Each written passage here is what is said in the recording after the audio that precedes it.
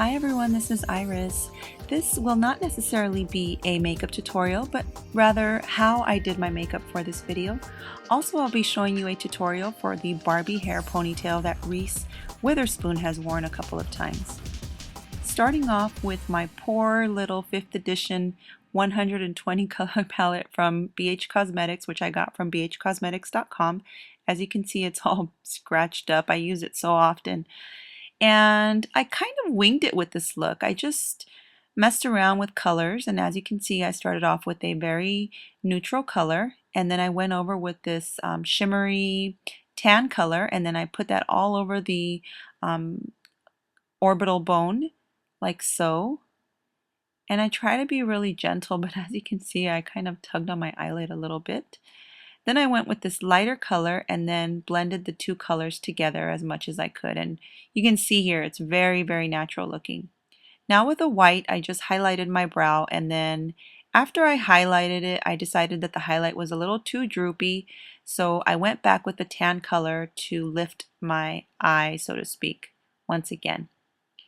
And then after this, I just blended those two together so that you don't see where the tan ends and the white starts. After that, I used this shimmery color, which is like black with gold speckles in it. As you can see, very beautiful. And I used this to line my eyelids. Now, my eyes typically don't look right if I line them all the way across. I always have to line them like only at the corners, the outside corners. So that's why you see me do this, but you can line your eye all the way across if you'd like. And then I like to do a little bit of a shadow up on top like so. And this video clip is sped up just for the sake of saving time, but I try to be really gentle with my eyelids.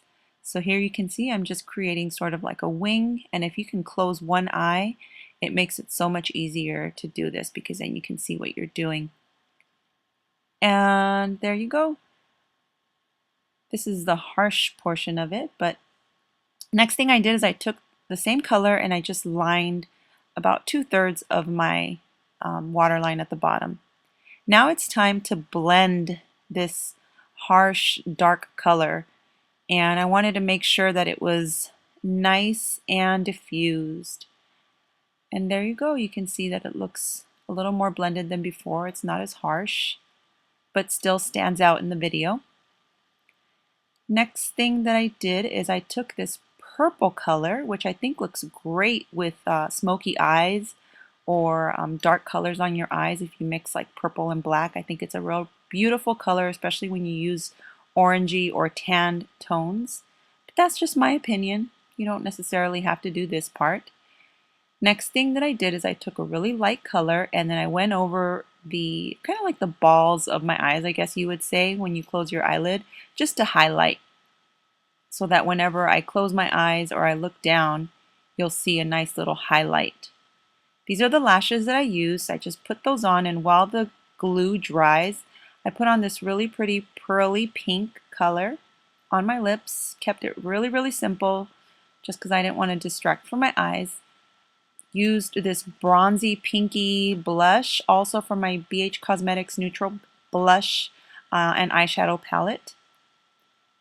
And I usually like to put on a little bit more than usual for my videos because I like to brighten up my videos. So now let's move on to the ponytail hair tutorial. What I did is I clipped my bangs out of the way, and then as you can see I took most of my hair, leaving a section at the bottom. Doesn't have to be perfect, but I just smoothed it out as much as possible. And here you can see I'm using my Hanz de Fuko Hybridized wax. Can you say that? I can barely say it. But this stuff is awesome. And I'm using this to smooth out all of the flyaways and basically just make my hair look really shiny. This stuff is water-based. It's a styling wax with, basically it has custom blended polymers. It provides maximum separation, texture, and control with iridescent mica for shine. And I love this stuff. I've been using it for a few days now, just testing it out, and it definitely has great hold. As you can see, I'm putting my hair up into a high ponytail and teasing the back as much as possible just to give it an even higher, more voluminous lift on my ponytail. And now I'm going to smooth out my bangs And right at the back, or at the top of my ponytail rather, I'm going to use this quicksand. When you use this product in very small amounts, it provides great lift, especially for second day hair. A little goes a long way, and it amplifies both volume and texture. What I also notice is that it is excellent to serve as a dry shampoo because it absorbs like the excess oils and any product residue that you may have in your hair. And as you can see, it is holding my hair in place beautifully.